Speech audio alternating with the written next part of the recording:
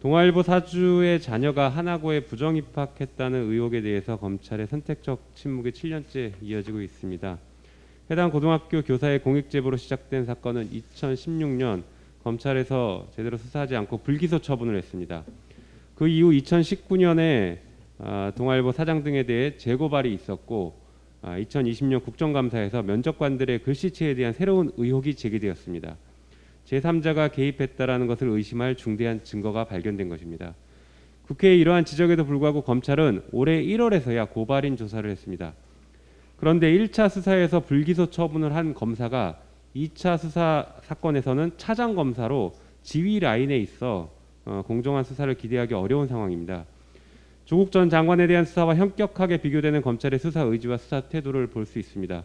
거대 언론사 사학재단을 봐주기 위해 검찰이 여전히 선택적으로 수사하는 것은 아닐지 의심하지 않을 수 없습니다. 이제 공소시효가 2달 남짓 남았습니다. 검찰이 봐주기 위해 공소시효를 넘기는 사태는 더 이상 용납될 수 없습니다. 더 나아가 공정한 수사를 위해 1차 사건에서 불기소했던 차장 검사의 수사 지휘를 배제해야 할 것입니다. 윤석열 검찰의 판사 사찰 문건이 잊혀져 가고 있습니다. 검찰의 판사 사찰은 그 자체만으로 헌법에서 보장한 법관과 재판의 독립에 중대한 영향을 미치고 국민의 기본권인 공정한 재판을 받을 권리를 침해할 수 있는 심각한 사건입니다. 당시 대검 수사정책정보관실이 작성한 주요 특수공안사건 재판부 분석이란 문건에서 판사 30여 명의 정보가 담겼습니다.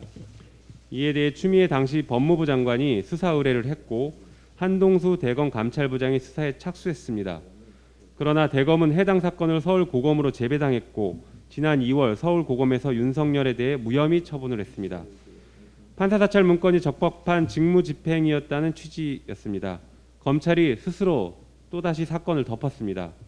한편 검찰이 사건을 덮는 일련의 과정에서 중요한 것은 검찰이 공수처법을 정면으로 위반했다는 것입니다. 공수처법 제25조 제2항에 따라 검사의 직권남용 등에 대한 범죄 혐의는 공수처에 의무적으로 이첩해야 합니다. 당시 공수처가 출범을 한 상황이었기 때문에 서울고검은 무혐의 처분을 할 것이 아니라 공수처에 이첩을 했어야 하는데 이를 위반한 것입니다.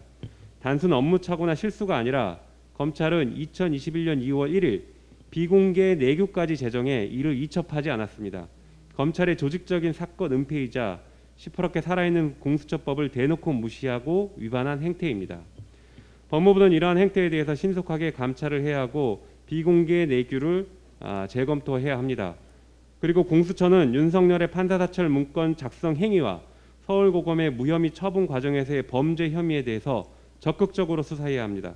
그것이 온 국민이 바라며 공수처를 출범시킨 이유라고 할 것입니다. 이상입니다.